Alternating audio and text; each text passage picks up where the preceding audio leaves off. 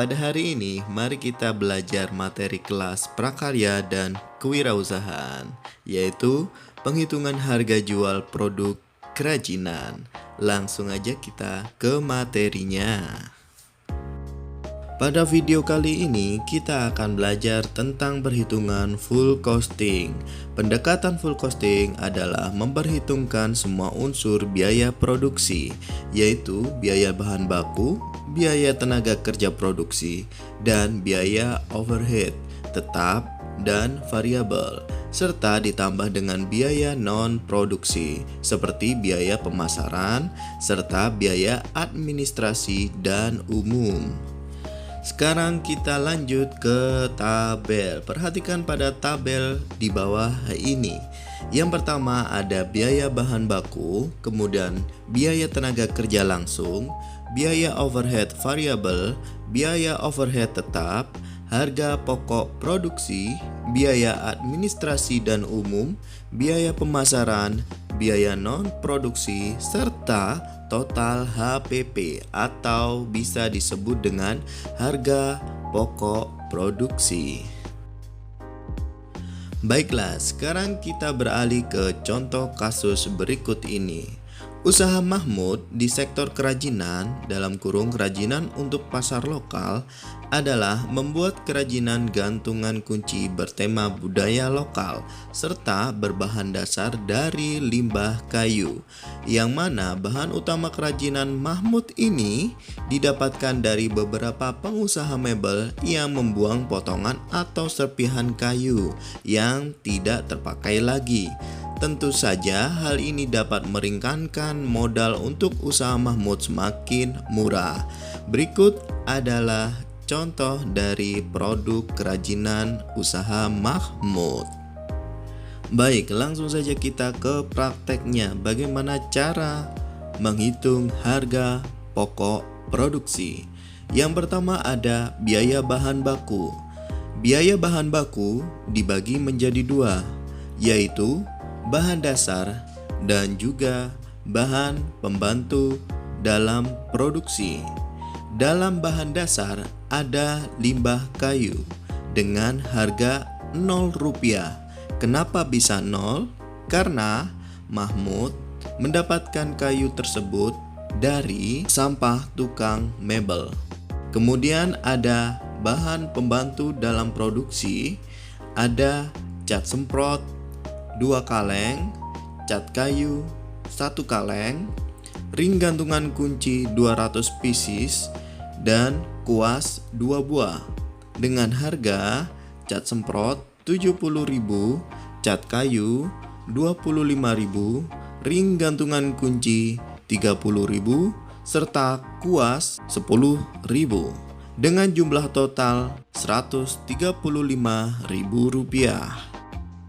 Berikutnya adalah biaya tenaga kerja langsung, yang mana upah tenaga kerja dapat dijabarkan menjadi 3 dalam satuan pembayaran per orang.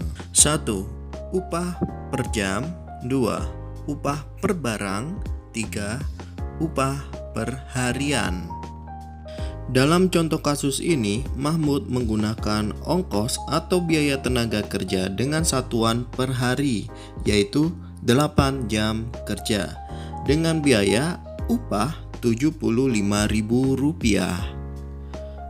Selanjutnya ada biaya overhead variabel. Biaya overhead variabel adalah biaya produksi yang tidak termasuk ke dalam biaya bahan baku dan biaya tenaga kerja langsung.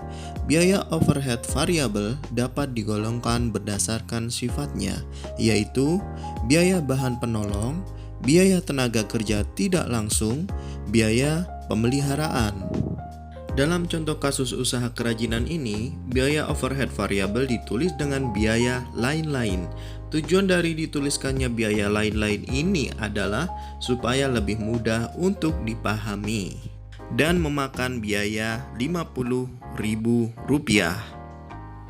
Kemudian kita masuk pada bagian biaya overhead tetap. Maksudnya adalah biaya yang tidak berubah meskipun volume produksi terdapat perubahan, kenaikan atau penurunan, yang meliputi sebagai berikut.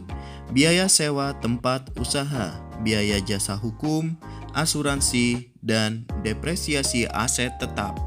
Sedikit penjelasan apa itu depresiasi aset tetap. Depresiasi aset tetap adalah bentuk aset yang mengalami penyusutan atau pengurangan selain tanah. Pada contoh kasus ini, Mahmud hanya memasukkan depresiasi aset tetap saja karena usaha kerajinan ini masih berbentuk usaha mikro. Dan aset yang dimaksud adalah motor. Dengan biaya overhead variabel sebesar Rp50.000. Sekarang mari kita masuk ke dalam jumlah harga pokok produksi atau lebih mudahnya ditulis dengan HPP.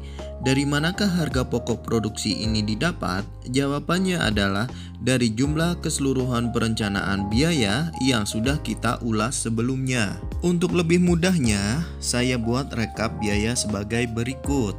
1. Biaya bahan baku sebesar Rp135.000. Kedua, biaya tenaga kerja langsung sebesar Rp75.000. Ketiga, biaya overhead variabel sebesar Rp50.000 dan biaya overhead tetap sebesar Rp50.000 dengan jumlah total Rp310.000. Berikutnya kita masuk pada bagian biaya administrasi dan umum. Maksudnya adalah biaya-biaya yang digunakan untuk mengkoordinasikan kegiatan produksi dan pemasaran produk. Berikut adalah contohnya. 1. Tagihan listrik. 2. Tagihan air. Dan ketiga, tagihan internet. Untuk tagihan listrik mengeluarkan biaya sebesar Rp50.000. Untuk tagihan air tidak ada. Untuk tagihan internet sebesar Rp50.000 dan jika dijumlahkan total menjadi Rp100.000. Lanjut, biaya pemasaran. Maksudnya adalah biaya yang diperlukan untuk dikeluarkan dalam proses pemasaran. Berikut ini yang termasuk dalam biaya pemasaran. 1. Biaya transportasi. 2. Biaya pengemasan. 3. Biaya resiko kerusakan. Dalam contoh kasus kerajinan Mahmud, dia hanya mengeluarkan biaya pada biaya transportasi sebesar Rp50.000 dan biaya resiko kerusakan sebesar Rp10.000. Jika dijumlahkan totalnya adalah Rp60.000. Baik, sekarang kita langsung masukkan biaya yang sudah ditulis pada penjelasan sebelumnya ke dalam tabel full costing. Yang pertama ada biaya bahan baku sebesar Rp135.000. Kemudian ada biaya tenaga kerja langsung sebesar Rp75.000. Kemudian ada biaya overhead variabel Rp50.000 dan biaya overhead tetap sebesar Rp50.000. Kemudian kita lihat harga pokok produksi. Harga pokok produksi tadi berasal dari penjumlahan antara biaya bahan baku sampai dengan biaya overhead tetap, yang mana jumlahnya menjadi Rp310.000. Kemudian kita lihat di biaya administrasi dan umum. Sebelumnya sudah kita tulis bahwa biaya administrasi dan umum yang dikeluarkan oleh Mahmud adalah sebesar Rp100.000. Kemudian biaya pemasarannya sebesar Rp60.000. Kemudian biaya non-produksi itu adalah penjumlahan dari biaya administrasi dan umum ditambah biaya pemasaran menjadi Rp160.000.